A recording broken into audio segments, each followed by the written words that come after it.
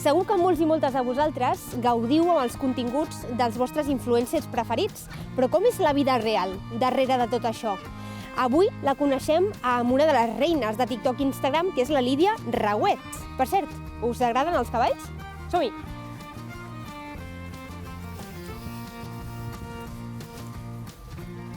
Hola.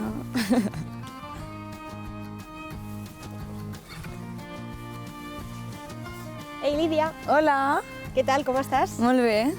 T'agraden els cavalls, no, he vist? M'agraden. Escolta, amb qui estàs avui? Amb el Jordi, que ara ens explicarà una mica de com va la granja, no? Centre amb cavalls. Centre amb Centre cavalls. d'educació. Interessant. Què feu vosaltres aquí, Jordi? Doncs nosaltres amb l'aspecte aquest d'intentar millorar potser la relació de les persones amb els cavalls, doncs quan ve algú, el que comencem a fer sempre normalment és començar a crear una mica de relació. Lídia, com és un dia en la vida de la Lídia Rauet? A vegades és una mica estressant, però a vegades tranquil. O sigui, estic estudiant un grau mitjà, però també quan arribo a casa tinc 34 feines a fer, intentant gestionar el millor possible, amb tranquil·litat, perquè no és una feina, per mi és una passió, saps? En plan, arribar a tanta gent, influenciar...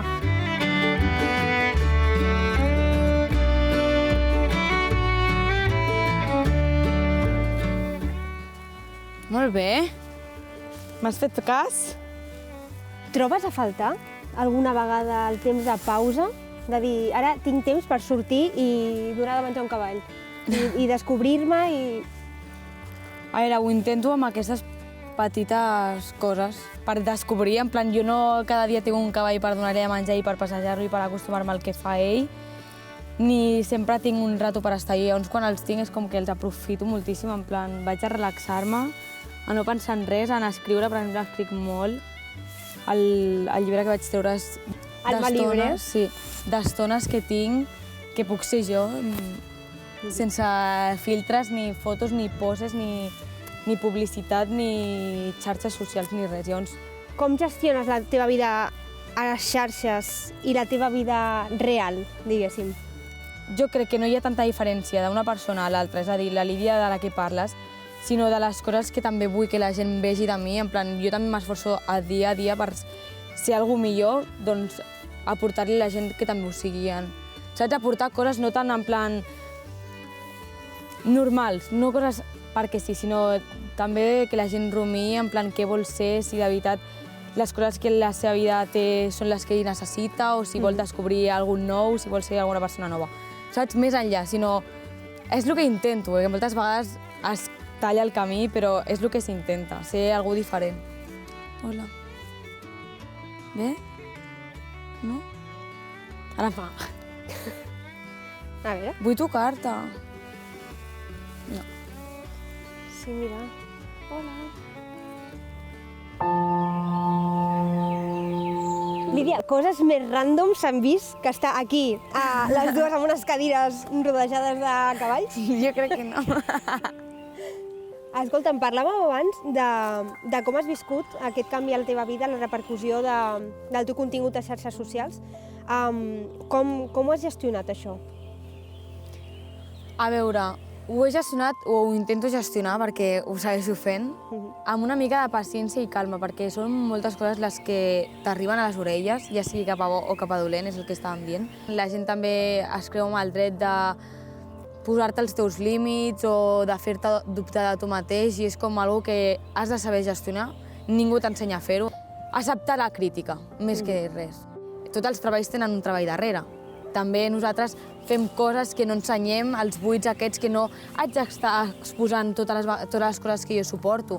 Saps? Perquè són coses que si tothom s'està queixant, quina merda, o sigui, perdó, però tothom té coses negatives a la seva vida que no exposa, sinó que traga, i lidia amb elles, com diem abans. Lidia amb saber controlar o intentar controlar les coses que no estan a les nostres mans, per almenys aquí. O sigui, lidiar-les aquí. Després, si una vegada tu tinguis les coses clares aquí, el que passi al teu voltant és... Com és la vida real d'una persona influencer? Un dia meu normal, sense fer alguna cosa diferent, és estudiar, arribar a casa, organitzar-me, en plan, si tinc alguna campanya o algun projecte que haig de seguir, posar-me a fons, en plan, organitzar-me, trucar i després mi rato libre, la meva estona d'estar amb les meves amigues o estar sentada al sofà o sortir al jardí i relaxar-me o prendre alguna cosa. És a dir, tindre un moment al dia que sigui en plan fora, saps? Com has gestionat el fet de dir segueixo fent això perquè m'agrada sense cap obligació? Les obligacions les portes tu. És a dir, tu fas les coses per obligació si tu vols. No m'agraden les coses que aporta a aquesta marca o aquesta campanya. Tu decideixes dir el no. Quan surto de l'escola per la tarda, que tinc el meu rato lliure, si algú em demana alguna cosa pel matí urgentment, no puc. És a dir, el no està present i haig de tindre clar que alguna vegada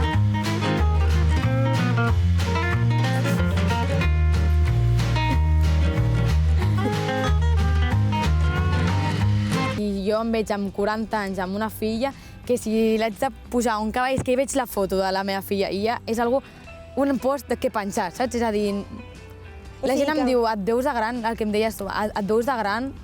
Sí, perquè és que el dia que vaig començar no em veia i ho era, saps? Y adivina quién viene por ahí. Vienen los suspensos, mamá, que no aprobó ni el recreo. Es un poquito peor porque no puedes respirar del todo, pero no pasa nada. Es mejor eso que morirse. Unbutton your pants just a little bit. Take them off, pull them down just a little bit. Get the kissing and touching a little bit. Get the in a little bit. Cariño, vámonos. Se nos hará tarde. Estoy lista, cariño. ¿Vas a ir así? Sí, ¿por qué? No me gustó cómo te vestiste. Sube y cámbiate. Claro que no. ¿Qué dijiste? Me gusta cómo me vestí. Ve y cámbiate. ¡Claro que no! No te pertenezco y no haré lo que tú digas.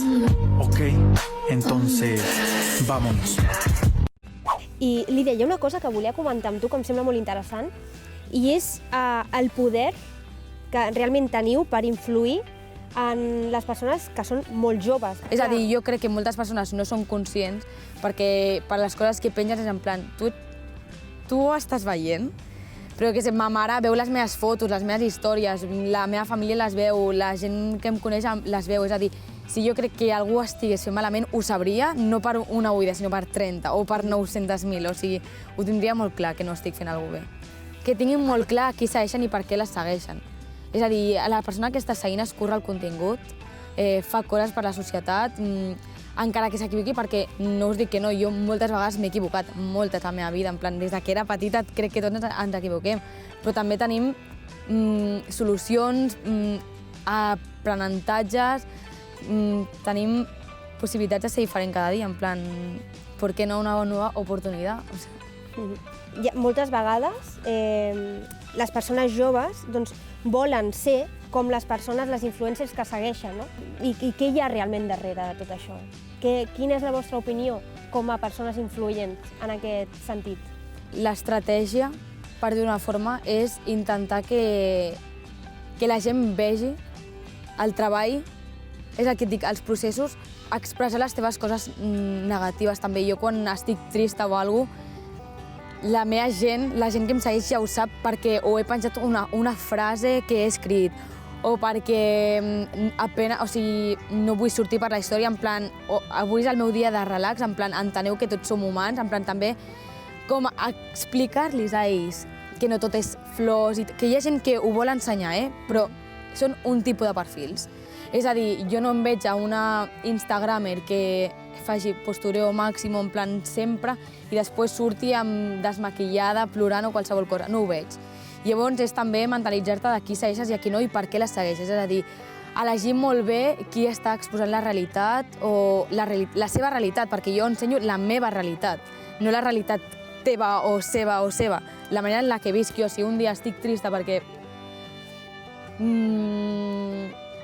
s'ha mort algú proper meu, la gent petita també que em diu a mi també se m'ha mort, també lidiar, perquè a mi també se m'ha mort algú. O sigui, és normal que sentis sentiments d'impotència, negació i tal, però saber canalitzar-los també, saps? Ensenyar-los també com aprens tu i com poden aprendre ells. Quin missatge voldries enviar a les teves fans?